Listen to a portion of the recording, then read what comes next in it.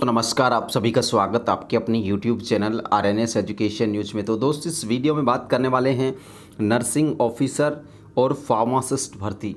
दो बड़ी भर्तियां चिकित्सा विभाग की, लाखों युवाओं से जुड़ा हुआ मामला। और मामला अब सबको पता है कि ये जो भर्तियां निकाली गई थी बोनस अंकों से निकाली गई थी, यानी कि परीक्षा इनमें नहीं ली जा रही है। और इसी बात को लेकर के चैलेंज किया गया था माननीय राजस्थान हाई कोर्ट में जो याचिकाकर्ता हैं उनके द्वारा। और याचिकाकर्ताओं की जो दलील थी वो उसमें ये थी कि विभिन्न जो यूनिवर्सिटीज़ हैं उनका परीक्षा का मापदंड बहुत अलग है। कहीं पे जो स्कोरिंग है वो यहाँ पर ग्रेडिंग सिस्टम है, कहीं पर नॉर्मल वे में जो उत्तर पुस्तिकाएं हैं वो जांची जाती हैं। इसलिए डिफरेंट जो स्टेट हैं उनमें अलग अलग मापदंड हैं परीक्षाओं के। इसलिए जो परसेंटेज है उसमें एकरूपता नहीं है, समरूपता नहीं है, इक्वलिटी नहीं है। इसी बात को लेकर के चैलेंज किया गया। तो सबसे पहले तो इस मैटर को समझिए कि आखिर मसला क्या था। मसला ये था कि नर्सिंग ऑफिसर और फार्मासिस्ट में परीक्षा क्यों नहीं की जा रही।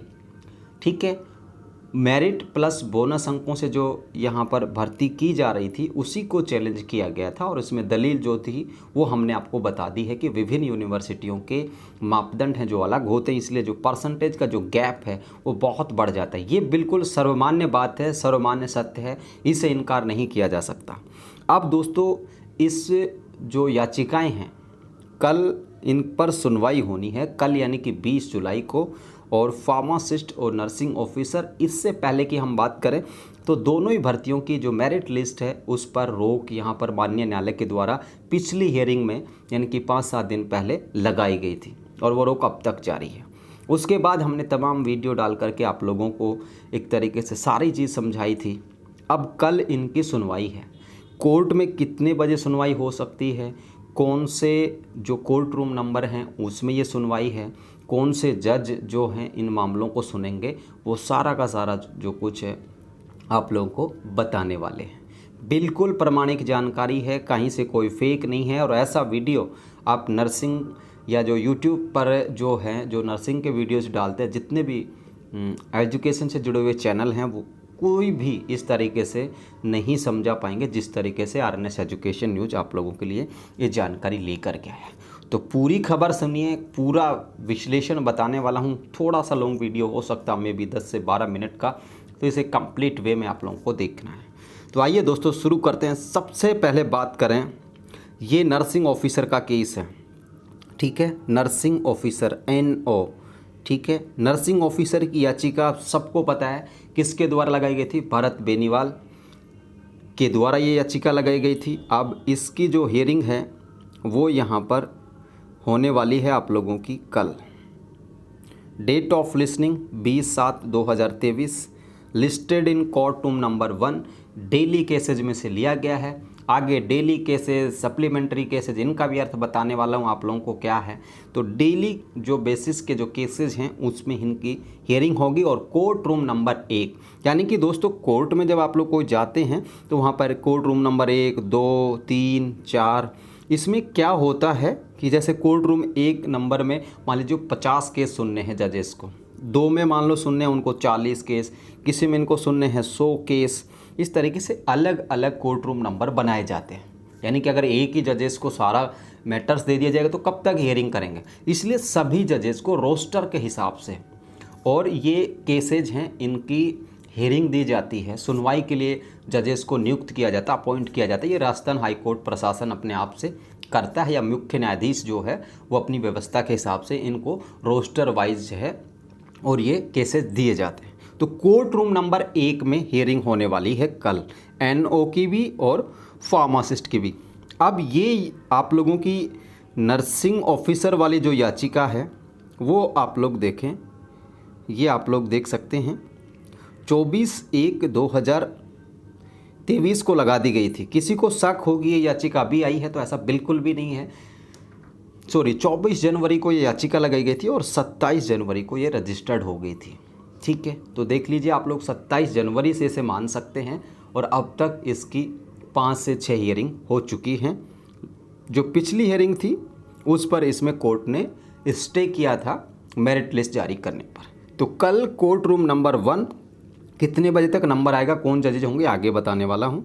तो ये तो हो गई आप लोगों की एनओ की बात।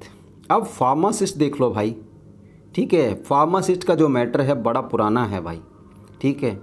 ये जो याचिका लगाई गई थी 5 अप्रैल 2022 को लगाई गई थी, यानी जिस वक्त पर आप लोगों की भर्ती भी नहीं आई थी उस वक्त पर ये याचिका लग चुकी थी। तो किसी को डाउट हो कि यार अब भी किया जा रहा है ऐसा, तो ये बिल्कुल भी नहीं है। ये 5 अप्रैल 2022 को याचिका लगाई गई थी और 18 अप्रैल को इसे रजिस्टर्ड किया गया था, ठीक है। यानी कि कोर्ट के रिकॉर्ड पर आ गई थी 18 अप्रैल 2022 को। इसमें भी मामला वही है। ये जो मामला है डिवीज़न बेंच है, अर्थात 2 जजेस की जो खंडपीठ है, बेंच है, उसमें है। डीबी का मतलब ये होता है, डिवीज़न बेंच मतलब 2 जज, ठीक है। एनओ का भी डिवीज़न बेंच में है और आप लोगों का फार्मासिस्ट का भी डिवीज़न बेंच में, यानी कि 2 जज हम। अब ये भी कल की लिसनिंग है इसकी भी, फार्मासिस्ट की भी, और ये भी कोर्ट रूम नंबर 1 में, यानी कि एक जैसा मैटर है, समान मैटर है, इसलिए हाई कोर्ट क्या करेगा, एक साथ इन मैटर्स की हियरिंग करने वाला है।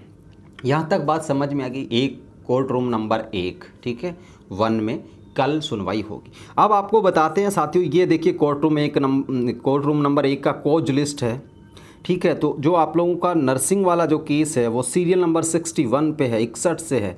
1 से चलेगा ये मामला, 61 तक जाने में आप लोग ये मान के चलिए। कोर्ट के समय आप लोग देखें, कोर्ट की जब वो समय है 10:30 से 1 और 2 से 4:30, ठीक है, और 10:30 से 1 बजे तक ये समय रहेगा। 10:30 बजे पहला केस सुना जाएगा, उसके बाद 1 बाय 1 करके और ये जो केसेज हैं इनकी हियरिंग होगी। और 61 नंबर पे ये आप लोग का केस है, देखिए याचिका number 1867/2023 Bharat Beniwal son of Shri Narottam Lal Beniwal, और इनके एडवोकेट हैं अरविंद कुमार शर्मा, आनंद शर्मा। ये 2 पिटिशनर के एडवोकेट हैं।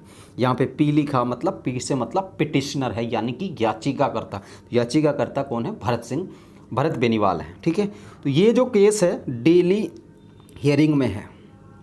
डेली मतलब डेली जो केसेज हैं उनकी हियरिंग में है।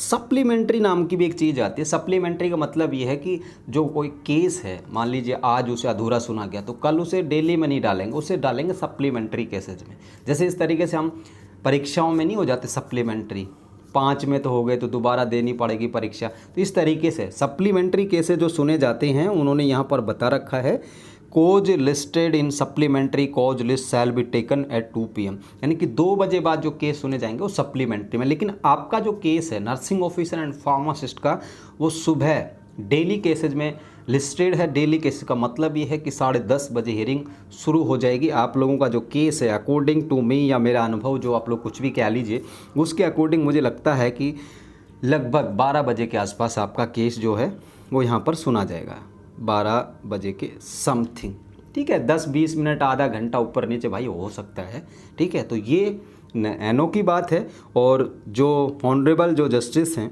1 नंबर में जस्टिस समीर जैन, और इनके साथ एक और होंगे जज साहब, ठीक है।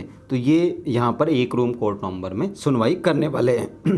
अब बात कर लेते हैं दोस्तों दूसरे केसेस की, ठीक है। ये फार्मासिस्ट का है। फार्मासिस्ट में बहुत सारी याचिकाएं थी। भंवर कुमार बगारिया की याचिका है, उसका याचिका नंबर है 5980/2022। उसके बाद ये 36 नंबर पे है, 37 और 38। ये 3 केसेज एक साथ हैं, ठीक है। ये 3 केसेज एक साथ हैं 36 से 38 के बीच, ठीक है। 36-37 देखिए, विद का मतलब क्या है, एक साथ, ठीक है।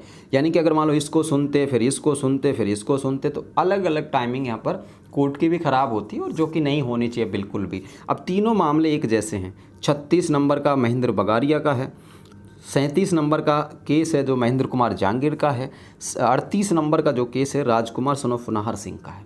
तो ये 3 केसेज हैं, 36, 37 और 38। इनके एडवोकेट हैं।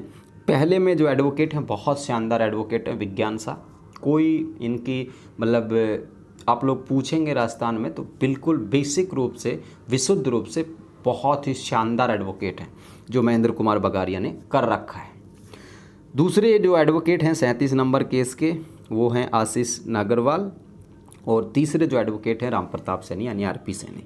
सरकार की तरफ से ये रेस्पोंडेंट रहने वाले हैं। सरकार की तरफ से जो जवाब देंगे विभूति भूषण शर्मा, और ये देख सकते हैं, और ये सरकार की तरफ से, ठीक है। तो ये दोस्तों कल जो केस हैं आप लोगों के सुबह सुने जाएंगे।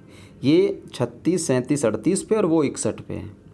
ठीक है, एक ही जजेस के पास जो डीबी बेंच है, एक जजेस के पास जो है एक बेंच में एक रूम नंबर में ये केस लगने वाले हैं।